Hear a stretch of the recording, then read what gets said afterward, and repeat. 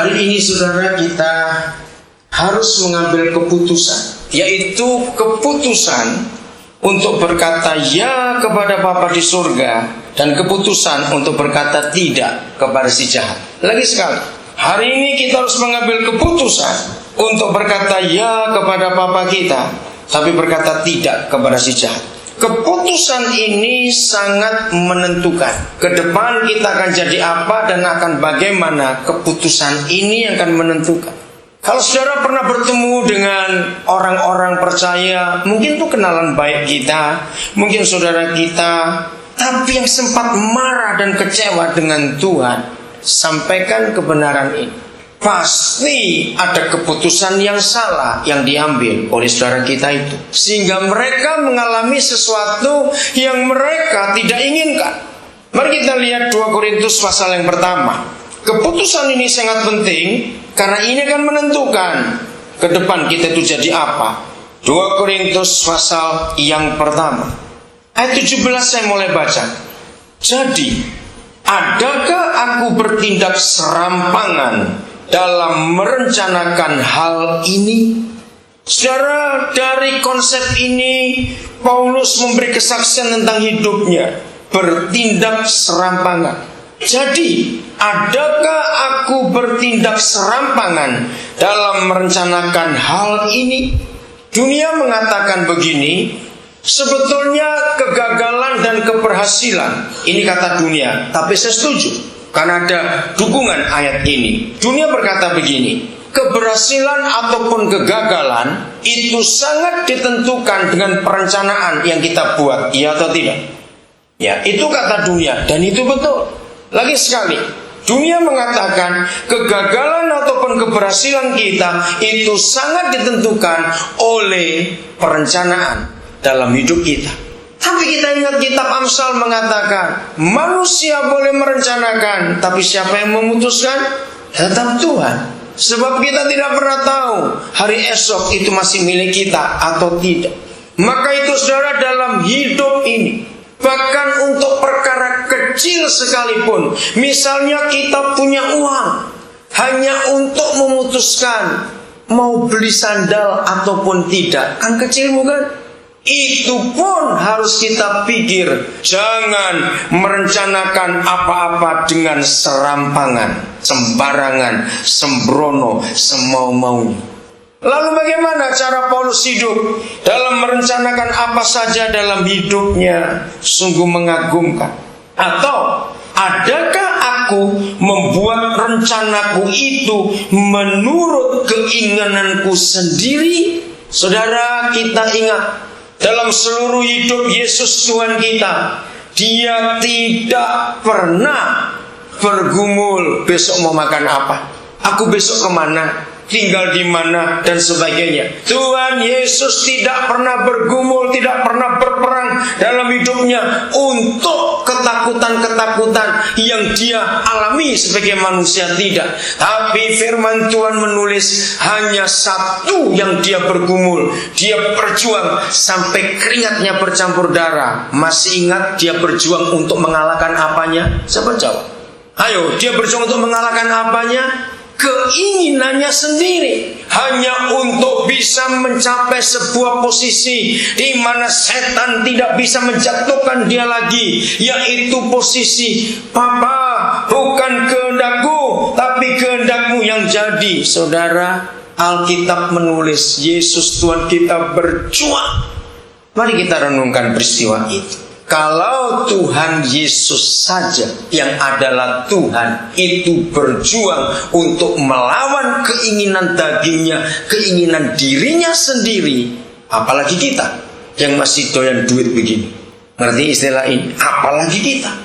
Bagaimana kita akan menang kalau kita sendiri tidak pernah berjuang menaklukkan keinginan kita sendiri? Maka itu kalimat kedua ini penting. Atau adakah aku membuat rencanaku itu menurut keinginanku sendiri?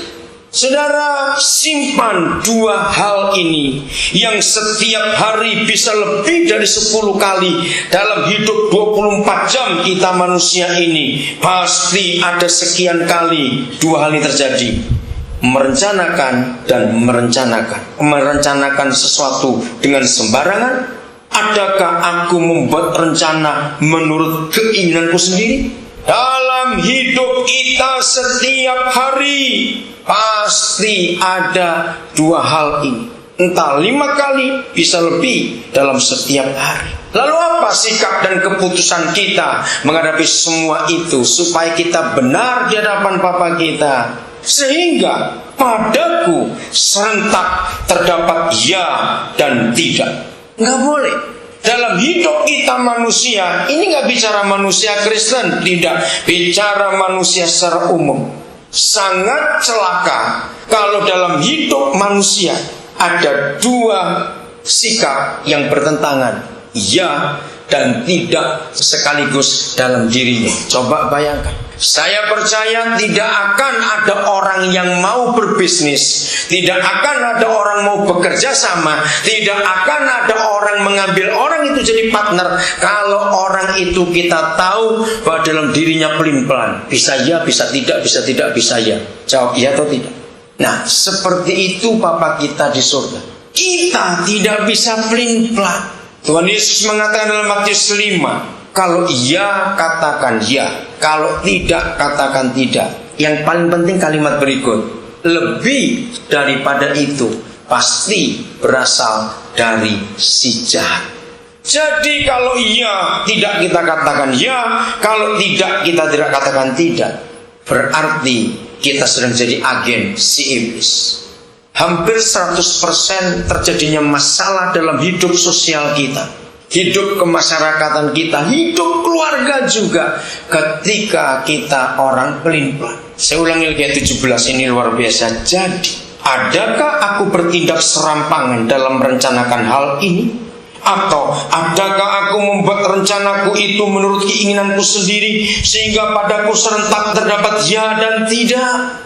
Maka itu kita hari ini harus mengambil sebuah keputusan hanya dengan memilih sebuah keputusan yang sangat sederhana. Iya ataupun tidak, tidak ataupun ya, dan ya untuk siapa dan tidak kepada siapa. Harus tegas dalam hidup ini. Maka percayalah, kalau semua kita orang-orang percaya punya konsep ini saudara, maka dalam seluruh kehidupan kita tidak akan ada kekuatan musuh bisa menyerang kita. Ayat 18, demi Tuhan yang setia, janji kami kepada kamu bukanlah serentak ya dan tidak.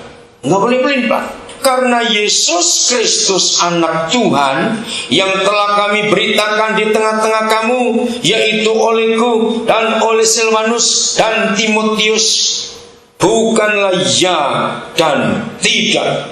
Paulus mengikuti jejak Yesus Tuhan kita.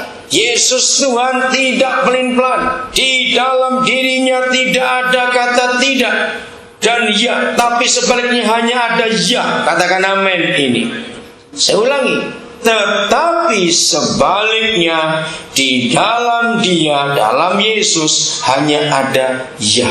Sebab Kristus adalah ya bagi semua janji Tuhan. Itulah sebabnya oleh dia kita mengatakan amin, artinya setuju untuk memuliakan Tuhan. Anak-anak Tuhan yang diberkati dan dikasihi Bapa di surga, maka inilah, kalau saya pakai istilah komputer, inilah password untuk kita bisa membuka seluruh program surga yang masih tersembunyi buat kita. Katakan amin. Password kita untuk membuka semua program yang tersedia dari surga, passwordnya adalah ya. Jangan lupa kata itu. Maka itu untuk apa saja kepada Bapa di surga, jangan pernah lupa untuk katakan ya. Walaupun itu sulit, walaupun itu tidak bisa dimengerti, walaupun itu tidak masuk akal, kalau memang dia yang menyuruh mengatakan lakukan. Saya percaya semua kita masih ingat sumber utama iman kita. Kalau tidak dilihat dari Yesus Tuhan kita, tapi dilihat dari seorang manusia, maka sumber iman kita itu berasal dari Abraham. Betul? Mengapa Papa memilih Abraham?